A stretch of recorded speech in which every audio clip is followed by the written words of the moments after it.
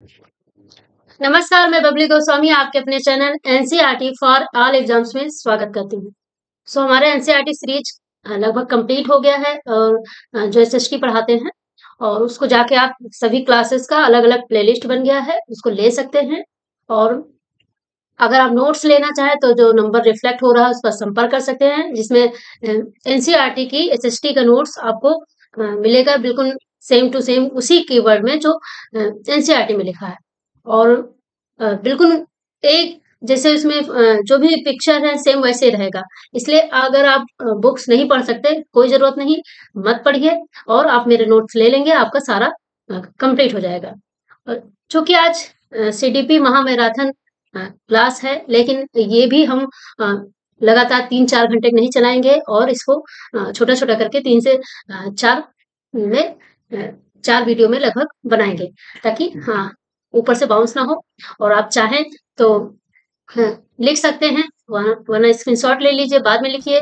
और जो number reflect हो रहा है उस पर जब आप गिव मी नोट्स लिखेंगे तो आपको सीडीपी प्लस एनसीईआरटी बहुत मामूली कीमत पर मिल जाएगी नोट्स, और साथ में लैंग्वेज का हिंदी इंग्लिश लैंग्वेज और पेपर 1 का ईवीएस फ्री में आपको मिलेगा। आगे बढ़ते हैं।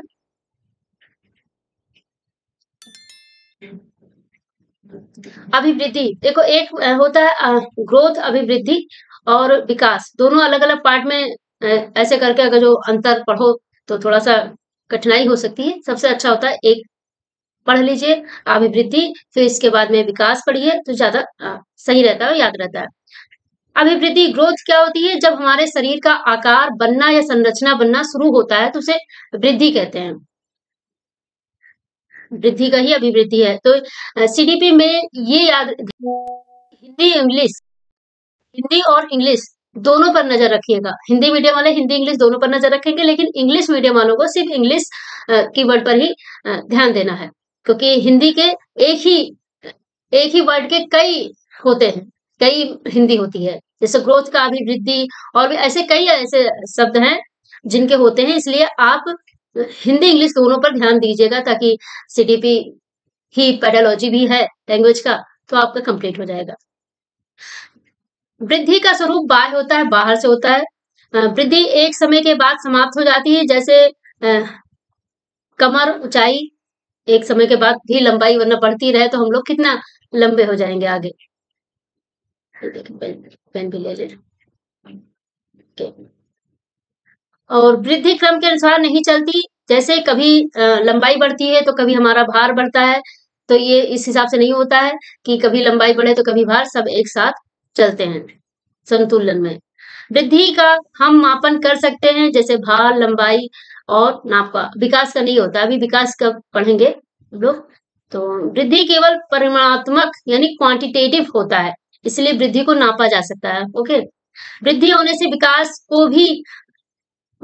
भी हो सकता है और नहीं करेंगे, मिस्टेक है। वृद्धि होने से विकास भी हो सकता है और नहीं भी, तो विकास एक अलग चीज होती है। उदाहरण, जब कोई आदमी मोटा होता जा रहा है तो उसकी वृद्धि तो हो रही है, लेकिन जरूरी नहीं कि उसकी बौद्धिक विकास भी हो रहा है।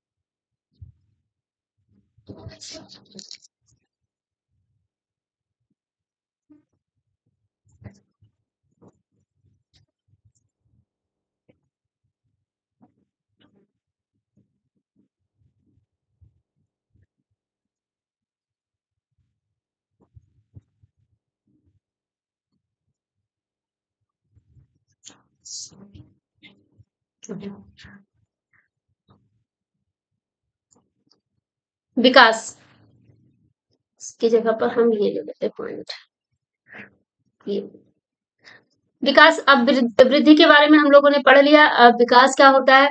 जब हमारे मानसिक, सामाजिक, संवेदनात्मक तथा बौद्धिक स्तर में परिपक्वता यानी मेच्योरिटी आ जाती है तो उसे विकास कहते हैं। विकास का स्वरूप आंतरिक व बाह्य दोनों होता है। उसमें क्या होता था, वृद्धि में सिर्फ बाह्य होता है, बाहरी तौर पर होता था। यहाँ पे आंतरिक एवं बाह्य दोनों पॉइंट में होता है, दोनों साइड से। उदाहरण जैसे मानसिक विकास, सामाजिक विकास। विकास जीवन भर चलता रहता है। जब विकास कब से शुरू होता है, गर्भ से लेकर कब्र तक विकास चलता रहता है, जीवन भर चलता रहता है। विकास में नियमितता होती है। उदाहरण जैसे हम अपना मानसिक विकास करना चाहें तो उतना हो जाता है। मानसिक विकास, सामाजिक विकास जितना हम चाहेंगे उतना हो सकता है। तो ये इसका एक नियम है कि जितना चाहो, यानी जो भी विकास, मानसिक विकास करना हो तो अच्छे से पढ़ो, उस अपने दिमाग को घिसो, ज्यादा से ज्यादा प्रॉब्लम सॉल्व करो। विकास का हम सीधे सीधे मापन नहीं कर सकते। उदाहरण, हमारा सामाजिक नैतिक विकास सीधे सीधे नापा नहीं जा सकता, लेकिन मानसिक विकास को नापा जा सकता है। मानसिक विकास को नापा जा सकता है। अगर आप बीएड और डीएलएड में आपने देखा होगा, जब उसमें ये एक टेस्ट कराते हैं तो उसमें भी नापा जाता है कि कितना इसका मतलब बुद्धि लगती है। ओके, तो विकास परिमाणात्मक और गुणात्मक दोनों होते हैं। यानी वृद्धि होता है परिमाणात्मक, यानी इसको हिंदी इंग्लिश दोनों में पढ़ना ताकि वहां ऐसा कुछ पूछा जाए तो दिक्कत ना हो। तो क्वांटिटेटिव एंड क्वालिटेटिव दोनों होता है। क्वालिटी भी होना चाहिए और क्वांटिटी भी होना चाहिए, दोनों तरह से होता है। विकास वृद्धि के बिना भी संभव है। विकास वृद्धि के बिना, अगर कई बार आपने देखा होगा किसी का विकास नहीं होता है, लंबाई नहीं बढ़ती, छोटा ही रहता है, लेकिन बुद्धि तब भी रहती है। आपने उसको देखा होगा, पढ़ लिख लेता है और जो भी पद चाहिए उसको वो प्राप्त भी कर लेता है। तो विकास वृद्धि के बिना भी संभव है। उदाहरण जैसे कुछ व्यक्तियों का आकार, ऊंचाई या भार नहीं बढ़ता, परंतु उनका नैतिक विकास, सामाजिक विकास, बौद्धिक विकास अवश्य होता है। परिपक्वता, ये मैच्योरिटी से है। तो परिपक्वता क्या होता है, अनुवांशिक चिन्हों के पूर्ण विकसित रूप से गुजर जाने का प्रोसेस मैच्योरेशन कहलाता है। मैच्योरिटी से बना है। तो अनुवांशिक चिन्ह जो होते हैं उसके पूर्ण विकसित रूप में गुजर जाने से, यानी कि जब मेच्योर हो जाता है, ये बहुत छोटी सी बात है, इसको समझा जा सकता है। मेच्योर हो जाता है तो उसी को बोलते हैं, यही होता है उसका प्रोसेस। आगे बढ़ते हैं। अच्छा, ये परिपक्वता किस पर डिपेंड होता है? यह हेरिडिटी से रिलेटेड होता है। हेरिडिटी से ही ये रिलेटेड होता है परिपक्वता। बड़े होने पर मैच्योरिटी आती ही रहती है। जैसे जैसे इंसान की एक एज बढ़ती है, मैच्योरिटी आती ही है। विकास के आयाम, विकास के आयाम में पढ़ेंगे हम लोग। विकास बहुआयामी होता है और मल्टी डायरेक्शन में होता है। बहुआयामी यानी कई दिशाओं में होता है, और मल्टी डायरेक्शन यानी कई दिशाओं में होता है, और इसके कई आयाम होते हैं विकास के। जैसे शारीरिक विकास, इंग्लिश में भी लिखा है फिजिकल डेवलपमेंट। गामक विकास यानी मोटर डेवलपमेंट, यानी हाथ पैर और ये सब का जो होता है इसमें पढ़ लेते हैं। यह एक तरह से बालक के शारीरिक विकास से ही जुड़ा है। यहाँ पे हम जो भी पढ़ेंगे एक बालक को ध्यान में रहते हुए ही समझेंगे। यह मसल्स, हड्डियों की क्षमता और उन पर कंट्रोल करने से संबंधित होता है। तो गामक विकास यानी मोटर डेवलपमेंट, मैंने जैसे कहा है कि दोनों कीवर्ड याद रखिएगा, हिंदी और इंग्लिश का। तो मोटर डेवलपमेंट जो होता है, ये मसल्स और हड्डियों की क्षमता और उन पर कंट्रोल करने से संबंधित होता है। और गामक विकास में बालक के चलना, दौड़ना, कूदना, भोजन करने आदि विषय को भी शामिल किया गया है। यानी जितने भी काम हैं वो सारे जो अपने शरीर से करता है और सारे इसमें आते हैं। इसे 2 भागों में बांटा गया है। अब ये गामक विकास यानी मोटर डेवलपमेंट को भी 2 भागों में बांटा गया है। फाइन मोटर स्किल, इसको स्किल बोलते हैं, ग्रॉस मोटर स्किल, स्किल ही है। Fine motor skill and gross motor skill. Fine motor skill, इसमें मसल्स का कम यूज होता है। जैसे राइटिंग, मसल्स का बहुत कम यूज होता है। राइटिंग यानी हाथ से लिख रहे हैं और बस ध्यान से दिमाग से सोच रहे हैं। राइटिंग, कलरिंग, कटिंग, ब्रेकिंग, चपाती यानी चपाती जो हम खाते हैं, इसमें मसल्स का तो काफी कम यूज होता है। ग्रॉस मोटर स्किल, इसमें मसल्स का ज्यादा यूज होता है। जैसे स्विमिंग, पूरी बॉडी का यूज होता है। जंपिंग पूरी बॉडी का होता है, रनिंग भी। तो ग्रॉस मोटर स्किल पता चल गया कि ग्रॉस मोटर स्किल्स में बहुत ही मसल्स का कम यूज होता है, यानी आरामदायक काम किया जाता है। और ग्रॉस मोटर स्किल में, ये इंग्लिश वर्ड ही है, इसको उसी में याद रखना, ग्रॉस मोटर स्किल में मसल्स का ज्यादा यूज होता है। पेपर हिंदी इंग्लिश दोनों में रहता है, तो जो हिंदी मीडियम वाले हैं, कहीं हिंदी का कुछ पॉइंट नहीं, कीवर्ड नहीं समझ में आ रहा, तो इंग्लिश के साइड में सेम उसी नंबर पर देख लेना। मानसिक विकास, संज्ञानात्मक विकास, अभी हम लोगों ने 2 पॉइंट पढ़ा था। शारीरिक विकास, विकास के आयाम पढ़े थे, जिसमें शारीरिक विकास, गामक विकास, फिर इसके बाद में गामक विकास के भी 2 होते हैं, वो पढ़ा, फाइन मोटर स्किल और ग्रॉस मोटर स्किल। और यहाँ पे है तीसरा है मानसिक विकास। मानसिक विकास को ही संज्ञानात्मक विकास भी कहते हैं। तो ज्यादातर संज्ञानात्मक विकास शब्द का यूज किया जाता है सीडीपी में, और पेपर में यही आता है, कॉग्निटिव डेवलपमेंट। तो ये दोनों नाम याद रखना। सामाजिक विकास, सोशल डेवलपमेंट, संवेगिक विकास यानी इमोशनल डेवलपमेंट, नैतिक विकास, भाषा विकास। तो ये सारे विकास होते हैं, 7 प्रकार के यहाँ दिए हुए हैं। बाल विकास के सिद्धांत, अब इसके बाल विकास जो होता है उसके सिद्धांत क्या है, किस सिद्धांत पर ये काम करता है। समान प्रतिरूप का सिद्धांत, इसमें प्रत्येक जाति अपने जात के अनुसार के विकास के प्रतिरूप का अनुकरण करती है। जैसे मानव है, तो मानव के विकास का एक सिद्धांत है, वैसे होता है जैसे इतने समय बाद बच्चा पलटेगा, इतने नहीं, यहाँ से समझिए, इतने समय बाद बच्चा मतलब गर्भ से बाहर आएगा, इतने समय बाद बच्चा पलटेगा, पलटना शुरू करेगा, फिर उसके बाद में बैठना शुरू करेगा, फिर उसके बाद में थोड़ा चलना शुरू करेगा पकड़ के, फिर इसके बाद में बिना पकड़े, बिना किसी सहारे के चलेगा, फिर उसके बाद में दौड़ना शुरू करेगा। तो ये मानव के होते हैं, हाथी के अपना अलग होता है।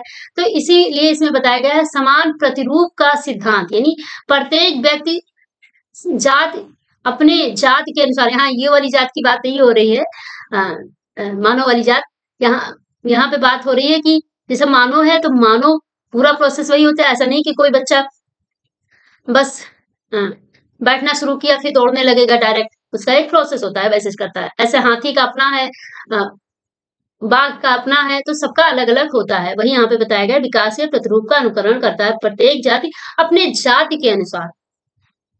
जाति का मतलब यहाँ पे वर्ग से है। आगे बढ़ते हैं, विकास की दिशा का सिद्धांत, प्रिंसिपल ऑफ डायरेक्शन।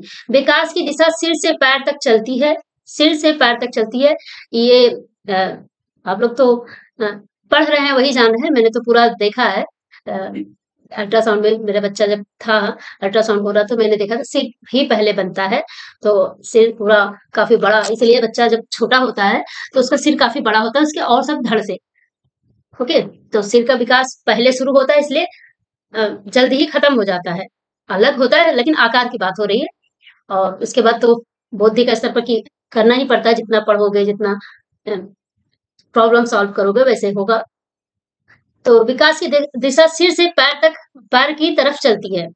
अगर जो सिर पहले शुरू हुआ लास्ट तक उसका विकास होता रहे तो सिर भी बहुत बड़ा हो जाएगा, तो इस तरह नहीं रहता है। जब हमारी विकास की दिशा सिर से पैर की तरफ होती है तो इसे ये बहुत पूछा जाता है, तो इसके इंग्लिश वर्ड ही याद रखिएगा तो ज्यादा सही रहेगा। यहाँ पे लिखा है, ये टाइपिंग मिस्टेक है थोड़ा सा, चलो इसको सही कर लेंगे। इंग्लिश वाला सही है तो इंग्लिश का सही कर लेना। हाईलाइट कर दे ये, इसको बोलते हैं सेफेलोकॉडल। ओके, तो जब सिर से पैर तक यानी जो होता ही है वो विकास होता है तो सेफेलोकॉडल बोलते हैं। और दूसरी ओर जब हमारा विकास क्रम मध्य से दूर होता है, मध्य से बाय बोल सकते हैं, दूर भी बोल सकते हैं। यहाँ पे भी चलिए यहाँ पे भी बाय कर देंगे। तो मध्य से दूर होता है तो उसे समीप दूरी क्रम, ये सब हिंदी के अलग अलग शब्द यूज किए जाएंगे, इसलिए हिंदी वाले याद ना रखना, इसको इंग्लिश वाले शब्द याद रखना। इसको बोलते हैं प्रॉक्सिमो डिस्टल। ओके, तो ये दोनों याद रखना कि सी से पैर की तरफ होती है जब विकास, तो उसे बोलते हैं सेफेलोकॉर्डल। और ये तो उससे जुड़ा क्वेश्चन एक ना एक जरूर आता है। और दूसरी ओर जब हमारा विकास मध्य से दूर होता है, मध्य से बाहर होता है, तो उसे बोलते हैं प्रॉक्सिमोडोस्टल।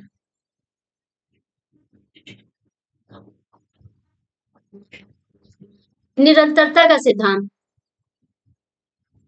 विकास का संकलन जीवन पर्यंत चलता है या जीवन पर्यंत चलने वाली प्रक्रिया है। केवल इसकी मात्रा और सीमा होती है। यह जन्म से मृत्यु तक चलता है। ओके। सामान्य से विशिष्ट क्रियाओं का सिद्धांत। हमारा विकास सदैव सामान्य से विशिष्ट क्रियाओं की ओर चलता है, विशिष्ट से सामान्य की ओर नहीं हो जाएगा। तो यानी कि एक बेसिक से एडवांस लेवल तक विकास होता है, सामान्य से विशिष्ट की ओर होता है। जैसे अब ऐसा नहीं कि कोई दौड़ने लगा तो अब रेंगने लगेगा, वो बात अलग है कि हाथ पैर कुछ हो जाए, वो बात अलग है। तो इसलिए इसका एक क्रम होता है। जैसे उठना मैंने बताया था कि पलटना, मैंने तो बहुत पहले छोटे से बताया था कि एक बच्चा होता है, पहले पलटता है, फिर बैठता है, फिर उठता है, बैठता है, फिर उठता है, फिर इसके बाद पकड़ के चलता है, फिर इसके बाद में बिना सहारे के चलता है, फिर दौड़ने लगता है। पूर्वानुमान का सिद्धांत। विकास पूर्वानुमान होता है क्योंकि हम पहले ही अनुमान लगा सकते हैं कि विकास किस दिशा में ज्यादा होगा। एकीकरण का सिद्धांत। बच्चों में एकीकरण का गुण पाया जाता है जब हम किसी एक काम को करने के लिए अपने हाथ पैरों को एक साथ मिलाकर काम करते हैं, तो वह एकीकरण कहलाता है। तो ये बच्चों में एकीकरण ज्यादा पाया जाता है। व्यक्तिगत भिन्नता का सिद्धांत। इसमें क्या है, बच्चों का विकास व्यक्तिगत भिन्नता के अनुसार होता है क्योंकि हर बच्चे का इन्वायरमेंट अलग मिलता है, उसका जेनेटिक चीजें होती है, उसके माता पिता भी अलग होते हैं, तो सबका विकास भी इसलिए अलग होता है। तो व्यक्तिगत भिन्नता के अनुसार चलता है बच्चों का विकास। किसी में विकास की गति तेज होती है तो किसी में धीमी होती है। हमारे विकास में इंडिविजुअल डिफरेंसेस होते हैं, हेरिडिटी होती है, हेरिडिटी जिम्मेदार होती है, इन्वायरमेंट होती है, कि पारस्परिकता पर भी डिपेंड करता है। इन्हीं दोनों की वजह से इंडिविजुअल डिफरेंसेस होते हैं। किस वजह से? हेरिडिटी और इन्वायरमेंट। जैसे अगर कोई जुड़वा, आपने कई बार फिल्मों में देखा है, जुड़वा रोल दिखाते हैं। अगर कोई जुड़वा बच्चा है, मैं उदाहरण देकर बताऊं, कोई जुड़वा बच्चा है, एक बच्चे को बहुत अच्छे माहौल में पाला गया, अच्छा सब कुछ सुविधा दिया गया, एक को गरीबी, बेहाली ये सब दिया गया, तो एनवायरमेंट यहाँ जीत जाएगा, तो उस बच्चे में वो चीज नहीं रहेगी। तो यहाँ दोनों चीजें जो होती है, हेरिडिटी और इन्वायरमेंट, एक बच्चे के विकास में जिम्मेदार, दोनों चीजें, कोई एक चीज जिम्मेदार नहीं होता। ओके।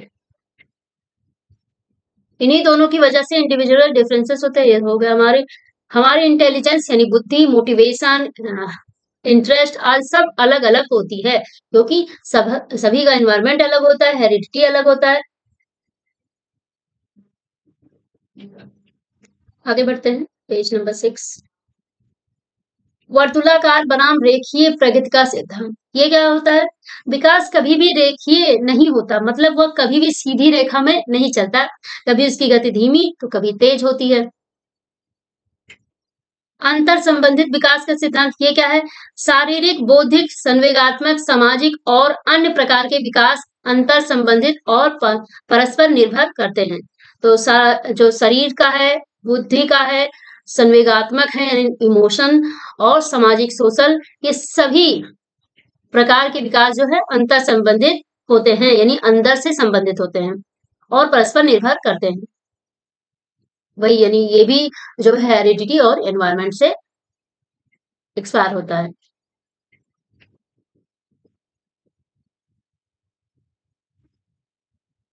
विकास की अवस्थाएं, क्या अवस्थाएं, ये बहुत इंपॉर्टेंट है, तो इसको ध्यान से सुनिएगा और स्क्रीनशॉट इसका ले लीजिएगा। ओके।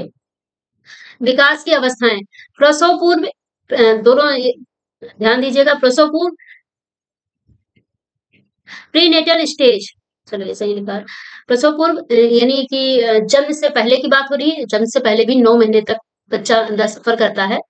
हाँ, तो 9 महीने या 280 दिन लिखा गया, 280 दिन तक अगर नहीं बच्चा हो रहा है तो फिर डॉक्टर ऑपरेशन करके निकाल लेते हैं, इसलिए दिन की बात होती है। 9 महीने तो 9 महीने है ही है, 280 दिन, 9 महीने से ऊपर हुआ।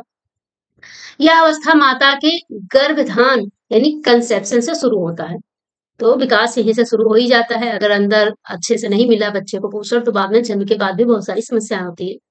शेषवा अवस्था इन्फेंसी स्टेज, जन्म से 2 वर्ष यानी 0 टू 2 वर्ष, 2 ईयर। इस अवस्था में शिशु पूर्ण रूप से माता पिता पर निर्भर रहता है।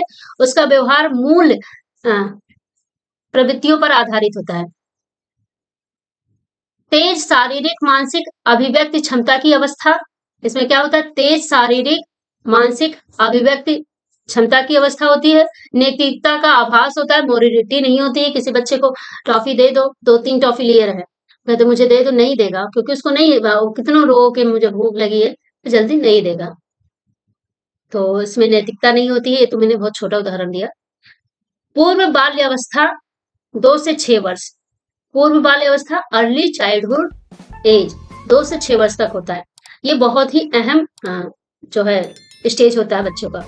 इसमें बच्चा अनुकरण इमिटेशन द्वारा सीखता है। अनुकरण द्वारा जो बोलो वो सीखो। मैंने सीटेट के द्वारा ये सब जो सीखा था, उसको मैंने अपने बच्चे पे बहुत अच्छे से अप्लाई किया, जिससे मेरे बच्चा जो है बहुत छोटी उम्र से 2.5 साल से, क्योंकि बहुत पहले से वो बोलने भी लगा था, तो वो इंग्लिश अच्छा, हिंदी से भी अच्छा इंग्लिश ही बोल लेता है। जबकि हमारी फर्स्ट लैंग्वेज हिंदी है, सेकंड है इंग्लिश, तो तभी वो बहुत अच्छा बोलता है, ये मैंने देखा। और जिज्ञासा उसमें है भी। तो ये जो सारी चीजें देखी, वो मैंने उस पर उसका भी देख लिया क्या क्या इसके अंदर है, और जो नहीं है उसको कैसे ला सकते हैं। तो इसी एज में है, और उस समय तो 2.5 साल का भी था। इस अवस्था में जिज्ञासा ज्यादा होती है। इस अवस्था को टॉय एज कहा जाता है, टॉय खेलने की, जैसे वो एनिमल टॉय से ही खेलता है और किसी चीज से नहीं। यह बाल जगत के लिए संवेदनशील चरण होता है। अभी जो बताया गया था, ये जो बच्चों का होता है सेंसिटिव पीरियड होता है सबसे ज्यादा, 2 से 6 वर्ष। इस अवस्था में बच्चा कल्पनाशीलता वाले गेम्स में एक्टिव रूप से भाग लेता है। अगर स्टोरी सुनाओ, ऐसा एक स्टोरी के माध्यम से बता रहे हैं, जब उसको स्टोरी सुनाओ तो बड़े ध्यान से सुनेगा, और उससे पूछो क्या होना चाहिए क्या नहीं होना, सारी बात बता लेगा। तो ये होता है, क्योंकि बच्चे को चाहिए, और मुझे इसके माध्यम से ही ज्यादा समझ में आया कि हाँ, उसमें अगर इमेजिनेशन पावर ज्यादा अच्छी करनी है, तो आप उसको स्टोरी सुना के अच्छा लगता है। ऐसे खिलौने लेकर भी उसमें ये ऐसा हुआ, उछला, जंगल था, ऐसे करके कहानी बना के भी बताओ, तो भी बहुत मजा आता है, बड़े ध्यान से सुनते हैं बच्चे। अब चौथा क्या आया, उत्तर बाल्यावस्था या बाल्यावस्था, लेटर चाइल्डहुड या यहाँ कहिए चाइल्डहुड, यानी यहाँ इसको चाइल्डहुड बोलेंगे। 6 से 12 वर्ष का ये चाइल्डहुड पीरियड होता है। इसे तार्किक चिंतन यानी लॉजिकल थिंकिंग की अवस्था कहा जाता है। इसे असली स्कूल की एज कहा जाता है, लेकिन स्कूल तो बच्चे बहुत पहले से जा रहे हैं, अब तो 2.5-3 साल की एज से ही जाते हैं बच्चे। लिखित में 3 साल, प्री नर्सरी, फिर नर्सरी। तो अब यहाँ पे यही है, क्योंकि असली जो है, असली स्कूल की एज जो है 6 से शुरू होती है, ये कहा गया है। इसे खेल का अवस्था भी कहा जाता है। इस अवस्था को स्मार्ट एज कहा जाता है। क्या कहा जाता है? Smart edge. इसे कभी कभी गेम स्टेज भी कहते हैं, गेम्स स्टेज। इस अवस्था में संग्रहण यानी स्टोरेज की प्रवृत्ति विकसित होने लगती है, चीजों को एकत्रित करके रखने। वैसे और इससे पहले एज में बच्चे इधर उधर फैला देते हैं। अब ये 6 से 12 दिया गया है, नहीं इस बीच में जरूर आ जानी चाहिए, कोई जरूरी नहीं 6 साल की एज में तुरंत आ ही जाए बच्चे में, 7 भी हो सकता है, 8 भी हो सकता है। इसे कभी इस अवस्था में संग्रहण की प्रवृत्ति विकसित होने लगती है। इसे टोली समूह गैंग की अवस्था कहा जाता है। इसमें टोली बना के चलने की एक प्रवृत्ति बच्चे में आ जाती है, कि ग्रुप बना के रहने की, उस वक्त बातें करने की। इसे जीवन का अनोखा काल यूनिक पीरियड भी कहा जाता है। बहुत अच्छा पीरियड होता है ये। लेकिन इसके बाद क्या होता है, किशोरावस्था एडोलेसेंस, 12 से 13 से लगा के 18 वर्ष तक ये चलता है। इसे जीवन का सबसे कठिन काल कहा जाता है। इसे संघर्ष, तनाव, आंधी तूफान और उलझन की अवस्था कहा जाता है। इसमें विभस लंगी आकर्षण होता है, नहीं अपोजिट सेक्स आकर्षण होता है, यानी इस लड़की है तो लड़के की तरफ, लड़का है तो लड़की की तरफ, ये होता है यहाँ पे। तो हिंदी का यही वर्ड लिखा हुआ है, सही है बिल्कुल, सदा हुआ शब्द। इस अवस्था को स्वर्णकाल या गोल्डन एज कहा जाता है। स्वर्णकाल कहा जाता है। इस अवस्था में वीर पूजा, हीरो वर्शिप की भावना होती है। इस अवस्था में बच्चे अमूर्त चिंतन करते हैं, यानी जो चीज नहीं दिख रही है, जिसका कोई आकार नहीं है, उस पर भी चिंतन कर लेते हैं, उस पर भी सोच लेते हैं। एक अच्छी बात होती है, तभी यहाँ से पढ़ाई का अ, अलग ही सिलेबस हो जाता है। बुद्धि, इंटेलिजेंस क्या होता है? ये इंटेलिजेंस समस्याओं को सुलझाने में मदद करती है। तो इंटेलिजेंस समस्याओं को जब ये कहा जाए इंटेलिजेंस क्या है, बुद्धि क्या है, समस्याओं को सुलझाने, समस्याओं को जो सुलझाए उसी को बुद्धि कहते हैं। बुद्धि से ही व्यक्ति तर्क करता है। बुद्धि से, ये देखो ये भी टाइपिंग मिस्टेक है, ये भी सही हो जाएगा। बुद्धि से ही व्यक्ति तर्क करता है, थिंकिंग करता है और इमेजिनेशन करता है। अगर बुद्धि नहीं तो ये सब कहाँ करेगा, यानी इमेजिन करता है। तो इंटेलिजेंस एक मल्टी डोमेंशियल है, मल्टी डोमेंशनल है और कठिन योग्यताओं यानी कॉम्प्लेक्स कैपेबिलिटीज का एक सेट होती है। तो इंटेलिजेंट जो है बहुत बहुआयामी होता है और कठिन योग्यताओं का भी एक सेट होता है, ये बताया गया यहाँ पे। बुद्धि समय के साथ परिवर्तित होती है, तो बुद्धि एज के साथ भी काफी परिपक्व होती है अगर यूज करते रहे तो। बुद्धि अनुकूलन प्रक्रिया में हेल्प करती है। अच्छा, बुद्धि समय के साथ परिवर्तित होती है, इसको ऐसे समझ सकते हैं कि अब जैसे हम लोगों ने पढ़ा होगा, कई ऐसे लोग हैं जो सीबीएसई बोर्ड पढ़े होंगे जिसमें एनसीईआरटी पढ़ी थी, पढ़ा गया होगा, लेकिन उस समय वो कंसेप्ट उतना नहीं समझ में आया होगा। आज क्यों समझ में आ रहा है ज्यादा डीप, बिना उतना टीचर की मदद के भी, बिना कैसे समझ में आ रहा है? उसकी वजह है एज। एक एज पर बुद्धि अपने आप मेच्योर और विकसित हो जाती है, तो इसलिए भी वो चीजें समझ में आती है। और चूंकि इमेजिनेशन पावर भी बहुत ज्यादा हाई हो जाती, तो पढ़ के चीजों को इमेजिन करके और अच्छे से समझ लेते हैं और याद भी रहती देर तक। बुद्धि अनुकूलन यानी अडेप्टेशन प्रक्रिया में हेल्प करती है।